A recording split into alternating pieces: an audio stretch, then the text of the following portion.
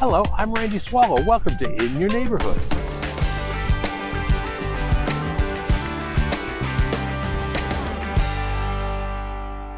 For the next half hour, we'll talk county issues and District E issues with a man who represents the area, the chair of the Board of County Commissioners, Tick Segerblom. Good morning, Commissioner. Good morning. We're here at the historic commercial center in the heart of District E. This jagged district covers much of the Las Vegas Strip and some of the most mature, original neighborhoods in the central part of the valley, extending east including portions of North Las Vegas, Frenchman's Mountain, and Lake Las Vegas.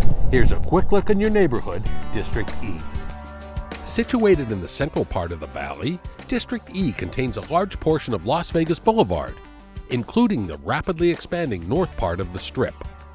Some of the valley's most mature neighborhoods are in District E, and residents enjoy recreational opportunities at fine parks, such as Cambridge, Mulaski, and Silver Bowl. The Winchester Cultural Center is the finest of the fine arts facilities in Clark County. Talented local artists put their work on display in the gallery, and entertainers of all types thrill audiences on the Winchester stage. A lush garden and park setting provides a more tranquil experience at Winchester. A recreation center, senior facility, and water park are all the pride in Parkdale, and a recent multi-million-dollar renovation created a brand new space for classes, programs, and fitness. The Hollywood Regional Park continues to shine in District E. This place offers a state-of-the-art aquatic center with indoor and outdoor pools to keep cool, exercise, and learn new strokes. The community center at Hollywood rocks around the clock with health and fitness classes, after-school care, a thrills and spills-inducing skate park, gymnasium, and much more. And District E contains one of the most extraordinary parts of Clark County, the Wetlands Park. The wetlands is comprised of 2,900 acres of water, trails, and trees. Walkers, bikers, and hikers can explore miles of trails and observe hundreds of plants and animals in their green oasis habitat. The Nature Center provides a hands-on learning experience with interactive stations to teach the young and old about our Mojave Desert. Open from dusk till dawn daily, the Wetlands Park is a magnificent jewel in District E. Commissioner, we're here at the historic commercial center. When someone asks you about what is commercial center, what do you say? Well, first off, as you said, it's historic because this was the first shopping center in Southern Nevada. So it's hard to believe that in this day and age that there was actually a first, but this is it. Lots of history here, lots of things going on. But when I came here in 2018, this was the most dangerous part of the county. This was a scary place to be. The apartments to the west of here were death row, murders every night and stuff like that. And so we've gotten that under control, but in trying to do that, we've pepped up the area. So now hopefully we can renovate it, and then we can start to build some housing, we're so close to the Strip, it's a perfect area. I know the county has spent about $15 million so far. You've added new security. What else has happened? We bought two buildings. There's a yellow building over here. We bought that. There's New Orleans Square. It's a two-story building, which we're hopefully going to keep and renovate. And then we're just in the process of buying the furniture store, which is down here on Maryland Parkway, and a couple of acres behind that. Commissioner, you're also the chairman of the redevelopment agency. What is a redevelopment agency, and how does it play a role in where we are here? Well, this is in the middle of my redevelopment area. Redevelopment agencies, we designate certain areas as redevelopment, and we can do certain things with it. But when I came to the commission, we'd had a redevelopment agency before, but that had gone dormant. And so I was able to revitalize it and now start to work on it. But we have lots of incentives, tax incentives, other things we can do. And we also get money from the taxes that would have been paid here. So there's a symbiotic relationship, but we can do a lot of things to help this area, which again is so close to the Strip. It seems like a no-brainer to pep this area up, make some affordable housing, and then make an entertainment district for locals and for out-of-state people. You've got 150 businesses here. You've got Thai restaurants, Colombian restaurants, Balkan, Mexican, Korean, and oyster bar. There's bars, there's costume shops, there's churches here, dry cleaners. There's almost any type of businesses you can imagine. But as you say, the county now owns some of the property. There must be several people that own the real estate. How much of a challenge does that pose with what you're doing? Well, not as much as it used to, but there's a couple of major owners that own some of the major properties, but over here behind me, all the individual stores are owned separately. So trying to get all those owners together on any given day is not that simple. But because it's in the redevelopment area, if we have to, we can put down the hammer. But I think most of the owners are seeing the positive statement, and they're saying, this is great, let's invest more money, or let's bring in some new tenants. And as far as redevelopment agency, I know there's a couple other parcels around here, such as Las Vegas Athletic Center, perhaps the Albertsons on the other corner. Are those ripe for redevelopment, or is that something you're considering? They are. I mean, I think once we get this up and running and developers can see what's here, then we can reach out to them, or they can reach out to us and say, we'd like to buy the old Albertsons. What incentives can you give us? So we can help developers. The goal is not to be the developer, it's to have the resources to help developers. But we first had to pick up this property and make it look presentable so people can actually see what's going on. But we're seeing lots of interest from around the country. I'm sure affordable housing, is that something that could be a potential? Absolutely. Over here you'll see a big vacant lot. That could be affordable housing. And you don't want all affordable housing. You want it like a mixture. So it could be an apartment complex with 20% affordable. Between here and the Strip, there's a ton of apartments. Those could all be renovated. We could put some high-rise in, but we want to have a mixture. But we want to make sure that a lot of the units are affordable, because that's the biggest need in Clark County. Okay, let's shift back to the businesses here. There's many of these businesses are thriving, and I know you're very excited, Commissioner, about in the far corner over there that used to be an ice rink and has been a showroom and things like that. Tell me what's happening over there. Yeah, but it actually started out as an event center, so the Doors, Grateful Dead, major bands played there back in the 60s and 70s. Then it's gone down different things. It was an ice palace. We had an actual ice hockey team here. We had roller rinks there. And then lots of concerts, but it's just been bought by Insomniac, the people that do the Electric Daisy Carnival. So they're going to spend a ton of money, fix it up, and it's going to be a concert hall again, inside for sure. And then hopefully we can have major outdoor concerts in the parking lot. Let's talk about some of the success stories here. Tell me about the Composer Showroom. Composer Showroom.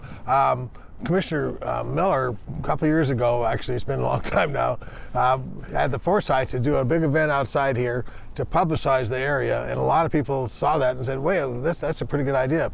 So one of the guys that saw it came in and bought this old delicatessen where Sammy Davis Jr. and Frank Sinatra, all those guys used to come, bought that, and now it made into like a historic concert hall, bar, but he's got slot machines in there, so it's a success story.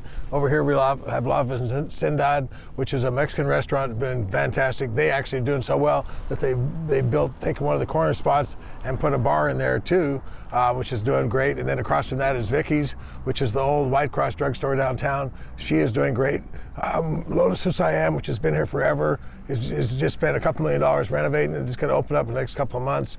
And so lots of action happening. And what I foresee is having bars, restaurants, free parking where people can come, go from place to place, enjoy themselves, no cover charge, like the old Las Vegas used to be, and just be a fun place to come. We'll have lots of events out in the parking lot, because it's a huge parking lot. I think you mentioned Lotus of Siam. I think that was maybe the jumping off point for a number of us, a world-class restaurant plunked down in an unlikely location like this, where people from literally all over the world would come here, and Lotus has continued to flourish. They're in Red Rock Resort and an enormous restaurant on Flamingo. They incubated here. No, absolutely, and they are still the highest quality and world famous for their cuisine and their wine bar. So it's having them come back on steroids is going to be the thing. They say 10 to 20,000 people a month just come to their restaurant. So that's going to be a major draw, and we want to make sure that when they come here, those people that they look around and say, wow, this is a pretty fun place to come. Let's check it out. At a place like La Vecindad, that's a husband and wife that wanted to open up a small business here. They became so successful, as you said, they opened 2. They make all their food from scratch. They employ 60 people. Yeah, it's a great American success story. He's from Mexico, she's from Venezuela, and it's just fantastic to see what they've done on their own, just immigrants coming and prospering like we really want to happen. Commissioner, you mentioned it already, the Arts District. The city of Las Vegas has done a very good job of recreating an area, a downtrodden area downtown. I live there and I know that the Arts District is fantastic. There's still issues and problems and things like that. Could this become an Art District 2.0? Absolutely, that's one of our models. Biggest problem down there is success has really made parking almost impossible. So we have the unlimited parking, and we want to keep a lot of the arts businesses actually left there because it's so expensive and come over here. So we want to keep this affordable. We have ties to UNLV Arts Department, so there's lots of synergy there that we hope we can make it into like galleries, lofts, things like that, where people can live and work and enjoy the arts and produce the arts. And there have been a couple artists, a couple longtime art galleries and things like that that have left here. Why is that an issue? Why is that a problem? Well, it's unfortunate. Truthfully, the shopping center had gone down for many years, and they were kind of hanging on, and we frankly, in buying it and getting things up to speed, have taken some time, and so it just wasn't feasible because they need the draw, and they need people coming in constantly, and that wasn't happening. Hopefully they can come back in a couple of years, because I think in a couple of years, even a year, you're going to see a lot more people coming here, and that's how these businesses flourish. They need people just walking in and saying, oh my God, look at this. I'm sure many outside developers are coming in here and kicking their toe. As you say, the location couldn't be more fantastic. There's plenty of parking. What type of ideas are other people coming with? Well, lots of different businesses, different restaurants, things like that. But like I said, the big one's going to be having some mixed use, like first floor retail, and then 3 or 4 stories on top of that, apartments, could be condos. But we really need some residential now. That's the key to a place like this eventually, is having the residential so that people can actually live and work here. And you could walk to work here or take the bus. Right over here on Maryland Parkway, we're just spending over $300 million to have that electric bus line that's going from the airport, so that's going to be a major drop-off point right here. So there's lots of synergy happening here. We just need to be the seed money, and that's what the county's doing. The redevelopment area has the money to be the seed money, but now it's going to be the individual developers come in and take advantage of that. You're the biggest booster of this place, I think, aren't you? Well, I am, although Commissioner Miller was very helpful in this. I have to give him credit.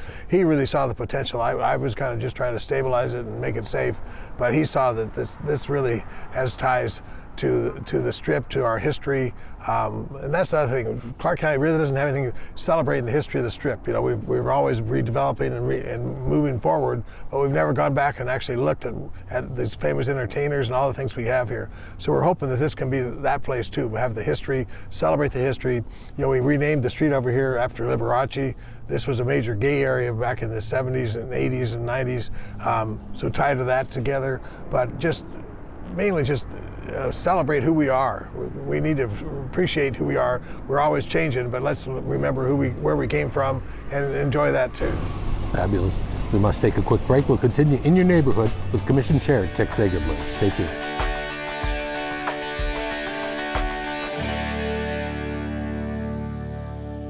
More than 16,000 people are considered homeless in Las Vegas, and the cost of cleanup, hospital visits, and the demands on police and paramedic units is costing more than $48 million a year.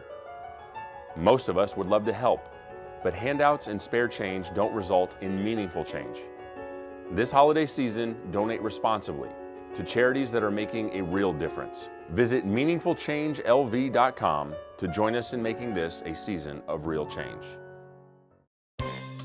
Cooking is the fun part. Cleanup? Not so much. And while it may be easy to dump things in the sink like fats, oils, grease, and grit, that stuff can wreak havoc on your plumbing system, clogging your pipes, and could cost you tons in repair fees. Avoid the headache and never throw fats, oils, grease, or grit into your drain. Instead, just can it. For more information, visit paininthedrain.com. District E is home to the Hollywood Regional Park Rec Center and Aquatic Facility. This place provides programming and resources to the community. Nearly every type of sport, class, and event is held here, and future phases will add new baseball diamonds to this already sterling East Side recreational gem. The Hollywood Regional Park is located at 1650 South Hollywood Boulevard in District E And we're talking District D issues with a man who represents the area, the chairman of the board of the County Commission, Tick Segerblom. Commissioner, District D is one of the oldest districts in Clark County, and that presents obviously some challenges, security being one of them. I know you're very excited about later this month that the Metropolitan Police Department opening up the Hollywood substation. Talk to me about that. Well, not enough. It's going to be the groundbreaking. We've been talking about this for 6 years. We finally got BLM to give us the land. We have the money in the bank, and we have the design, and everything's approved. So we're going to break ground next month with the sheriff and all the local elected officials to start the process. And then hopefully in a year or 18 months from now, that'll actually substation will be open, and that's a huge vacuum on the east side. So this is going to fill a major hole, having cops right there, so they'll be able to get right to my district very fast and very easy, and really provide more security. And the county has donated that land? Actually, the BLM is donating the land. It was part of the original development, but we had to get the final piece, and BLM was like very difficult to work with, and so we finally got that done. Took almost an act of Congress, but we got it. So now it's up and running, or it's up and running. Now it's ready to start to be developed. Right. And that is right beside Clark County Fire Station and near the Hollywood Regional Park. Right. That seems like a perfect location. Absolutely. That Hollywood Regional Park is fantastic, and we're just going to put another $20 million in that, make major baseball fields, which will hopefully tie to the Oakland A's and make them come over there and celebrate and have major tournaments over there, baseball tournaments. But the park is so big, it's unlimited potential, and we're just slowly going to put pieces together. You know, we already have the great soccer fields and the great tennis courts and racquetball courts and everything, but paddleball courts. I'm sorry, that's the big one now. But there's a walking trail, there's a dog park. And then we have, of course, the aquatic center next to that. So it's a major recreation center, which the county needs to be very proud of. Speaking of recreation, the fellow we all know and love by the name of Shaquille O'Neal is lending his name in another facility in District D. Tell me about that. Yeah, this is fantastic. So it's over off Lake Mead. It's in my district, but it's right next to Commissioner McCurdy and Commissioner Kirkpatrick, so we'll all share it. But it's going to be a huge I think the biggest boys and girls club in the country, tied to cities and schools. There's going to be a sheriff's substation there. It's going to have a martial arts thing. UFC is going to put something in there too. So it's going to be a fantastic thing. And the best part about it is it's right across the street from 3 public elementary schools that are tied together. It's hard to believe you'd put 3 schools right together, but there's all those kids, they need somewhere to go, and the Boys and Girls Club will be sitting right there. So I can't thank Shaq enough and Perry Thomas for putting that together. The Shaquille O'Neal Youth Development Complex program will focus on academics, leadership, career development, healthy lifestyle, sports and fitness, recreation, and creative arts. As you say, an amazing partnership then with the Boys and Girls Club and communities in school. Yeah, and the county was able to give them that land, so it all fit together perfectly. Commissioner, I know you've mentioned schools. I know you and your folks here on your District D team are huge proponents of the Clark County School District, and you've been doing something novel. You've been bringing the teachers lunches. Tell me about that program. It's so much fun. I think it's about 2 days a month. We go to different schools, elementary schools, high schools, whatever, and just give the teachers free pupusas, free tacos.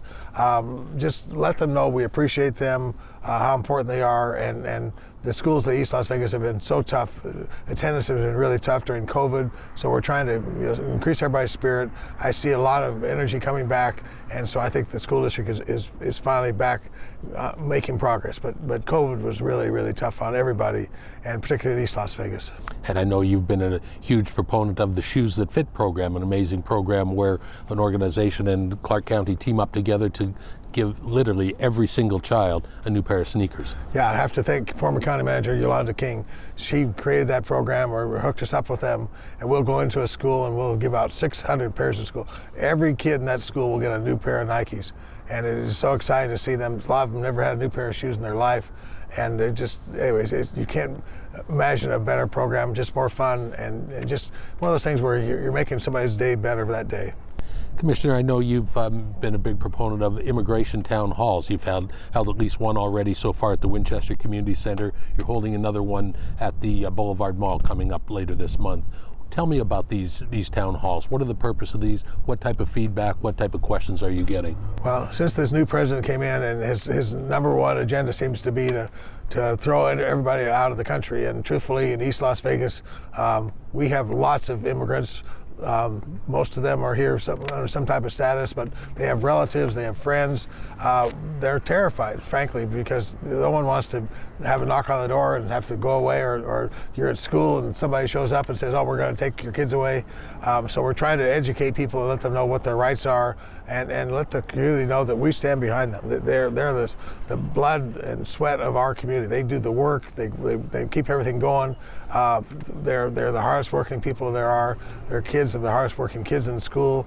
And so I just want everybody to know that as far as I'm concerned, that we don't want anything to happen to them. They are the future of Las Vegas. Remember, Las Vegas was part of Mexico before it was part of the United States. So we have a history. Las Vegas, Nevada is Spanish words. We are so close to Mexico and Latin America that we just, and also we have a huge Asian population that's here. So immigration is the key to Las Vegas, and the thought that people would be afraid to walk around or something could happen to them is just anathema. We can't allow that. And I know some of the future town halls are going to focus on educators and business owners. What type of messages are going to be sent to them, and what type of feedback do you think you're getting from them? Actually, tonight we're going to do for educators, and just so the teachers know what their rights are, what their students' rights are, because there's a lot of fear for them too. Like, they don't want to have somebody show up and then take their kids away. So we just try to put the word out. Here's your rights. If you have a problem here or you have a question, here's where you can reach out to. There's just so much disinformation out there. We just want to try to correct it. Employers, it's the same thing. What are employers' rights? If somebody shows up, does the employer have to let ICE in? What do they have to do as far as checking employees? All those kind of things, or customers. Just lots of fear out there. We're just trying to alleviate the fear and say, look, this is rational. We can fight back. We can help you. And if you have a problem, there are resources available. So. Commissioner, affordable housing and homelessness are linked together, and obviously that's a large issue here in Clark County, a large challenge. Some 80,000 affordable housing units deficient. What does that mean? It means that, frankly, that we all need to work together to build more housing, even if it's fancy housing. What's happened in my district is the people that because the price of housing has gone up, the people in moderate housing move down to the lower housing. When they move down to the lower housing, then the landlords kick out the poorer people. So it's a constant struggle to keep people in housing. And then, of course, we have this huge homeless population. If there's the number one issue is by far homeless. People are upset. They don't want people to be homeless, but they also don't want people living in front of their yards or in their backyards or out here. We had a huge homeless population right here that we had to move. So it's a very visible sign of something's wrong with our society. The county, to its credit, has stepped up. We have multiple task forces. We're finding places for people to stay, places to take people to be treated, to find out what the problem is. And it's an ongoing issue, but if you just drive around, you can see honestly what's going on. It's really tragic that a society as rich as ours could have that number of people just out there, for better or worse. I know the path to homelessness, we've taken some steps through our navigation centers. I believe the last time we did one of these shows, Commissioner, was at a navigation center where the county is actually, and partners have actually purchased an old motel, let people come there to stay for 60 or 90 days, give them the wraparound services and give them the support they need to transition into real housing, correct? Correct, and actually from the navigation center you go to an intermediate step where it's like we've taken motels and hotels and converted them so you can stay there for a while. But the goal obviously is to get them back off the street, and have jobs, have permanent housing, or some type of congregate care where if they need that. A lot of them have mental illness problems or physical disability problems.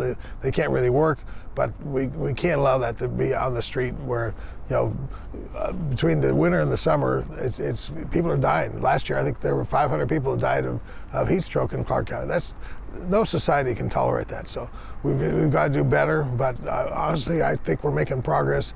I hate to say it, but because people call me and say, "What's going on? What's going on?" But the truth is, we are actually learning what to do, providing the services, and providing places for people to live. Okay, we must take a short break. We'll continue in your neighborhood with the Chairman of the Board of the County Commissioners, Tick Segerblom. Stay tuned.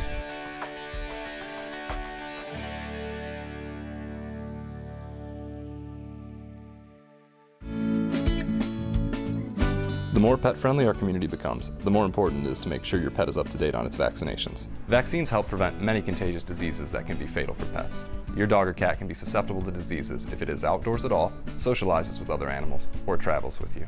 Annual rabies shots are required, but several other vaccines are strongly recommended within the first 6 to 8 weeks of your pet's life. Boosters are also needed. Don't wait. Talk to your vet today. Let's keep our pets safe, healthy, and happy. Stay housed, Clark County. Tenants at risk of eviction, it's important to know there's still help. If you owe rent and are served any type of eviction notice, respond to the notice by filing with the court and choose mediation. Apply for rental assistance and let the court know your application is pending. Go to your mediation or court dates. Call for free legal help. Do these things so you do not get evicted, sued, or sent to collections to pay back rent. To apply for rental assistance, go to ClarkCountyNV.gov. For legal help, go to the Legal Aid Center of Southern Nevada. You've got a lot on your plate. SNWA is taking care of what's in your glass. Sourced from the Rocky Mountains, your tap water is tested 300,000 times a year, meeting or surpassing the highest quality standards. World-class scientists and researchers use cutting-edge technology to ensure your hard, mineral-rich tasting water is safe to enjoy. Cheers to that, Southern Nevada. We're taking care of what's in your glass. SNWA is a not-for-profit water agency. If you're up to your eyeballs in paper, inhibiting your vision and productivity, you may be suffering from shredded head. Clear your desk, clear your head, and clear your clutter. Walk-in shredding is now available. Get organized today with the Opportunity Village Paper Pros, trusted as one of Nevada's largest document destruction companies. Good for your community, good for you. For more information, visit paperproslv.com. That's paperproslv.com.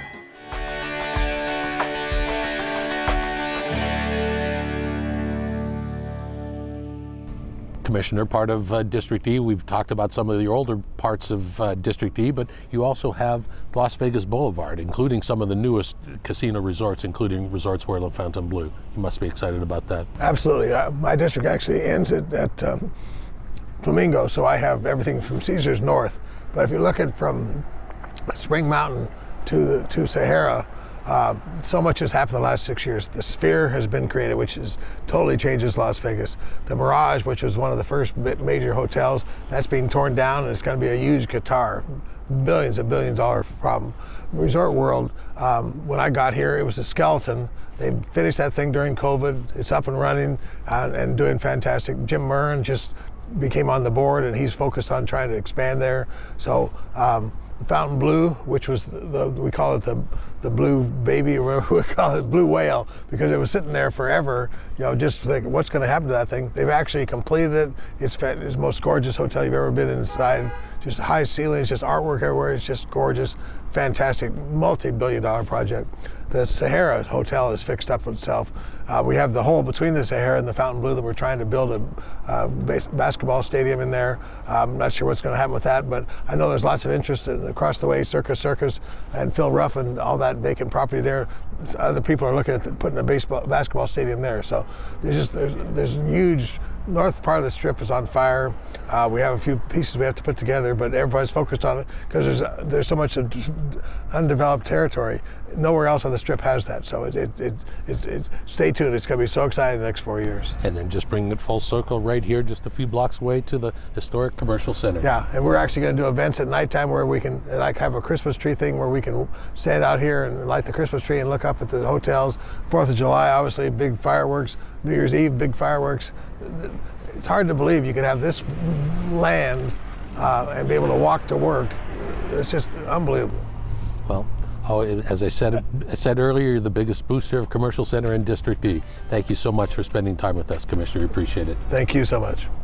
That wraps up this edition of In Your Neighborhood.